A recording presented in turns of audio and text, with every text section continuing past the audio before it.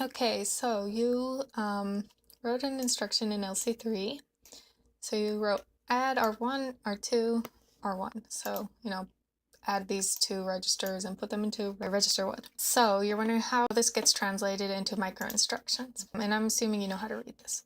So right now, this instruction is somewhere here, somewhere in memory. Yeah, the CPU still doesn't know what that instruction is. It needs to get it from memory. And so we're going to follow this graph on how to do the micro instructions.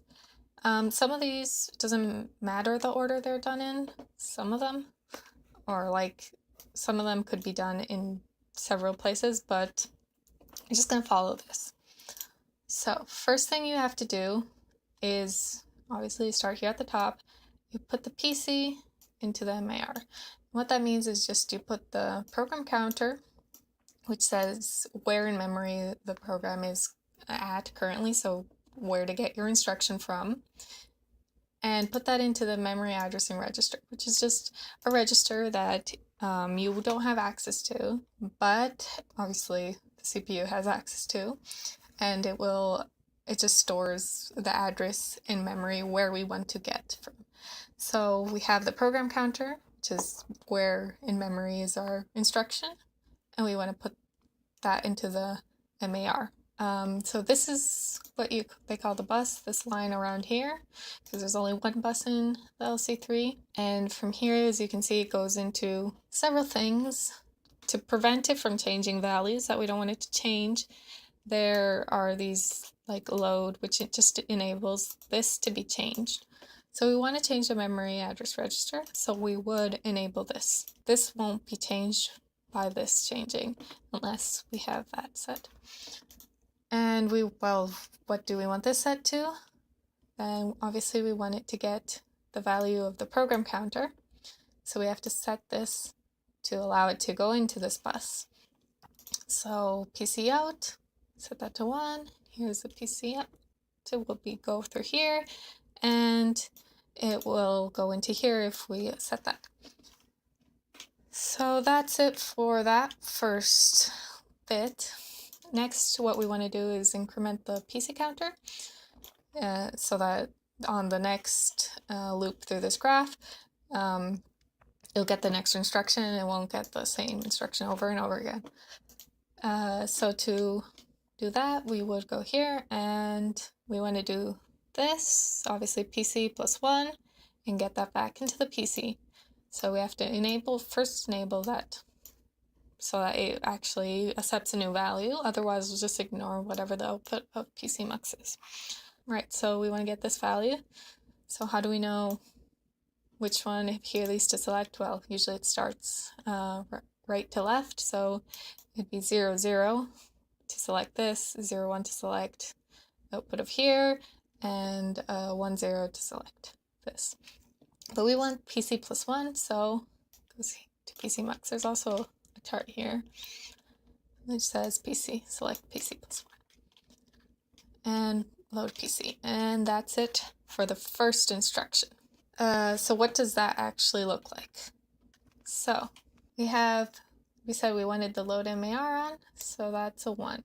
Everything else is just zeros. We start with the assumption that everything is zeros, and then we just select the bits that we know that we want on or off, and everything is just off because we don't care. We don't want those to do anything. So we said we wanted to load MAR. We want to load PC. The PCMux, we want those a 0 and a 0. We wanted to the PC out, so gate PC, that's a 1. So everything else is just zeros. Yeah, so that's our first micro instruction, and every bubble of these roughly translate to one micro instruction. So then the next thing we want to do is, now we have where in memory. Now we want to get from memory at MAR, which that just does it automatically for us because we just have to make sure the right value is in the MAR, and put that into the MDR, which is the memory data register. And then there's this loop because we have to wait for the memory to respond to us. So we have MAR, and which just tells the memory the address where we'll find the data we want to get. So we have to set read write, and we want it to set to read because we are just reading the data. So read 0, right, it's a 1, so we set that to 0.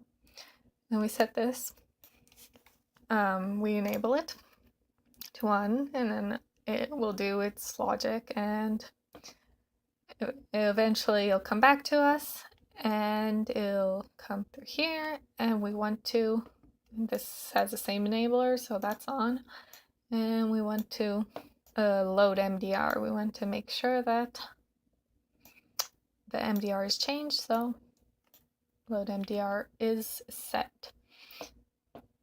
And that will do it for that one.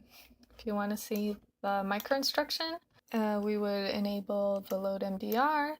We would set read write to 0, so that would stay a 0-bit, but if you just want to make sure, just write down a 0. And we would enable that, so that'd be a 1. And that's it for that one. We could also have like done this part, incremented the PC on this in this step, and it's essentially the same thing. Just enabling this won't do anything to what we're doing here. So right. So now in the memory data register, we have this instruction.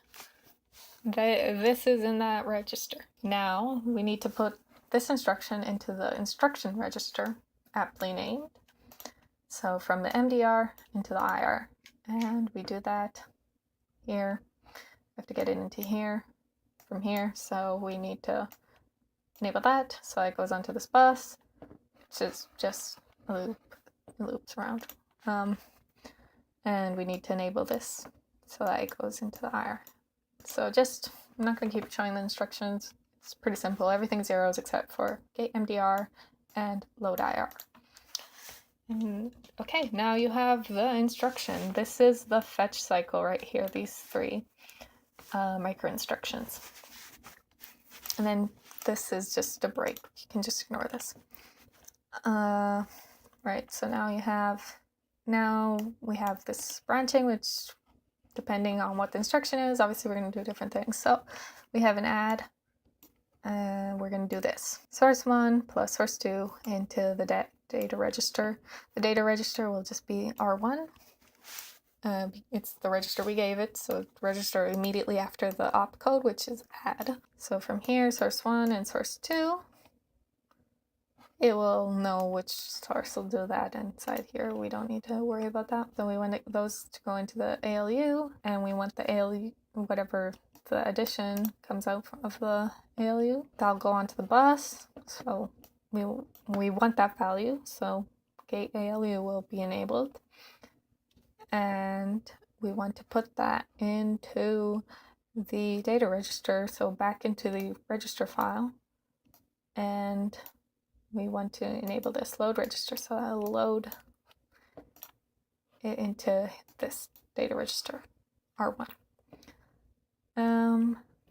Right, and so the ALU needs to be set to the proper instruction so that it knows what to do with these values it's getting.